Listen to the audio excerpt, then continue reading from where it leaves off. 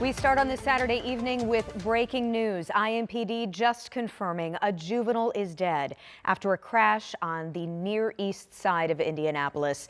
This happened near North Rural and East 12th Street this evening. Right now, IMPD says the child was taken to the hospital in critical condition. That's where the child later died. We do have crews headed to that scene right now. We'll keep you posted on air and online with any new information we learn from police. Crowds of people are gathering this weekend in cities all across the country for No Kings protests. This is a live look at the demonstration in Minneapolis, where people are still gathered tonight. Just a few hours ago, thousands of Hoosiers also attended a protest downtown. People calling for accountability and pushing back against what they call threats to democracy. Our Marina Silva shows us the movement and shares why people at the rally say it matters.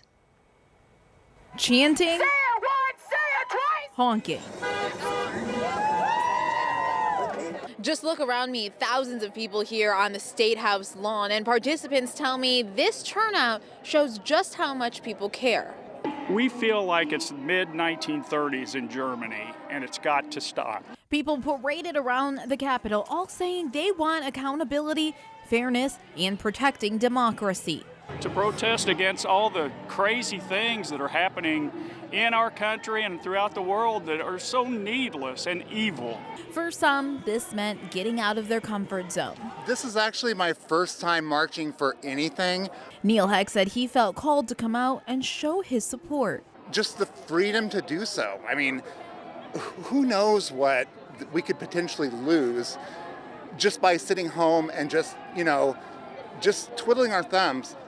Come out here and just march and support what everyone is doing here. Thousands gathering for a cause they believe in. People feel the same all over this country. We're united. Yeah, we're united in this. We love our country. In a peaceful way. Reporting in Indianapolis, Marina Silva, 13 News. Indianapolis is far from the only city with major rallies like this. From Philadelphia to Los Angeles, we are seeing hundreds of thousands of people show up. Jen Sullivan has a look at some of the protests across the country.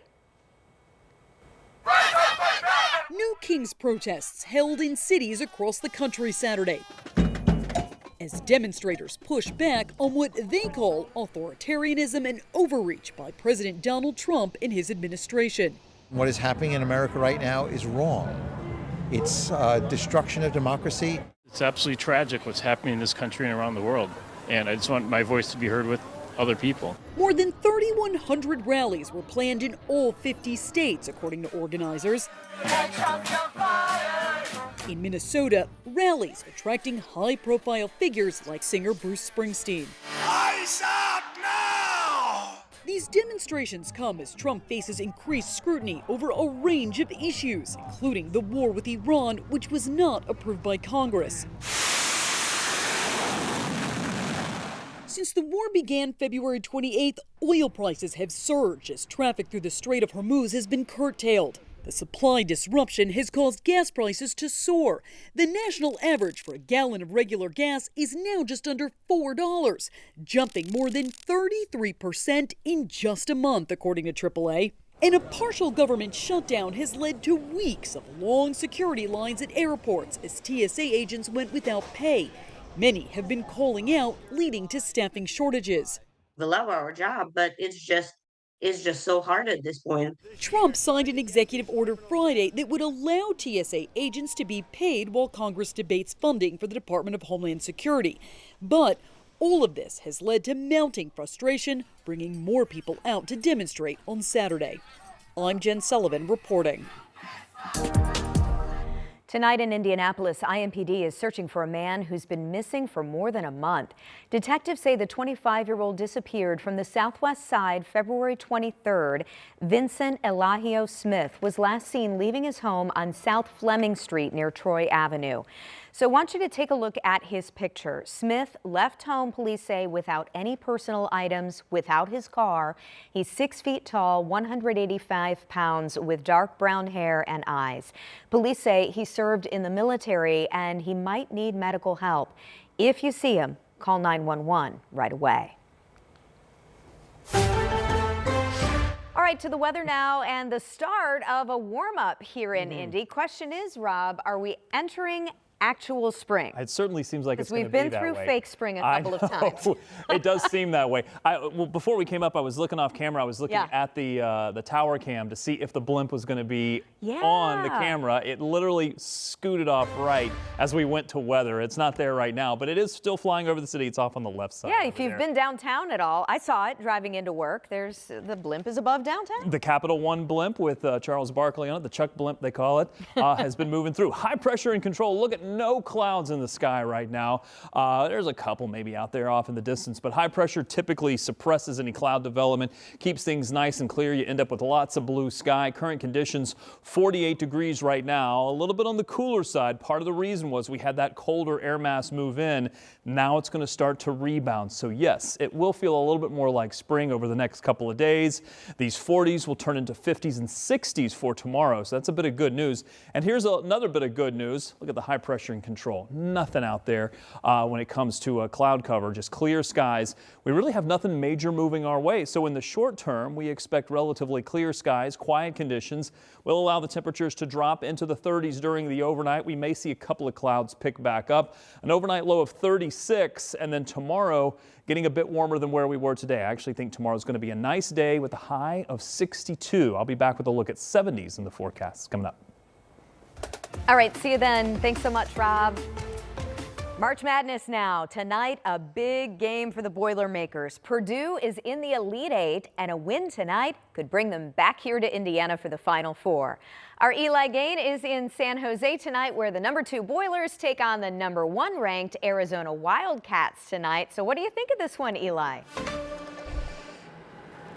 Yeah, Jenny, absolute cinema is what we're expecting. You have two teams that are 40 minutes away from punching their ticket to the Final Four. And for Purdue, they feel like a team of destiny, right? It is a seasoned roster. They have 3 seniors who have played together 146 times. That includes 12 games right here in the NCAA tournament. And also in this tournament alone, in 3 games, those 3 seniors, I'm talking about Braden Smith, Fletcher Lawyer, and Trey Kaufman-Wren, averaging 58 of the team's 87 points per game. It's a storybook ending with just a few pages to be written before being published. This next page is coming up tonight. The Elite Eight against Arizona, a team that's lost just twice this season and has been favored for a majority of it to win the national title. When you talk about comparisons of what this Arizona team reminds them of, well, it's Michigan, a team they defeated in Chicago to win the Big Ten Tournament Championship earlier this month. Yeah, very similar, right? You know, from a physical standpoint, you got to be able to match that physicality, and that's easier said than done. Yeah, they're a very, very physical team. The thing that they cause even more issues is just how talented their 2 guards are, and it's just not them. Like, they have guys that can shoot the basketball, can put the ball on the floor, and like when you have to live and help and you have to deal with size, it makes it really hard to rebound then. And these guys will just swallow you up sometimes on the glass. Like, people have stopped them, but they haven't stopped them from rebounding. I think that's why you want to play in college basketball, is for these moments and what you kind of dream of as a kid, because obviously you don't want, you know, to be at home right now or any of those things. You're playing in Elite Eight with an opportunity to go home to Indianapolis and play in a Final Four against probably the best team in the country. So there is the net. One of these teams is going to be cutting down by the end of this evening. It is a late tip-off, of course, 8:49. That's back on the Eastern Coast, and here on the West Coast, it's a 5:49 tip-off. So a lot to be excited about here. This is it. You can feel the energy. We felt it in practice yesterday when we were talking to them in the locker room. Now it's just about going onto the floor, executing for 40 minutes. And how about this? Purdue potentially going to Indianapolis for the Final Four, where they're just about 70 miles from their campus. Could be an awesome night here, Jenny. Oh my gosh, that would be amazing. Not to get ahead of ourselves, but being 70 miles from campus is pretty awesome. I just looked it up. I think they're now about 2,200 miles away from campus. So I'm curious, you know, it is far away. Have you seen any Boilermaker faithful fans who maybe made that long trek?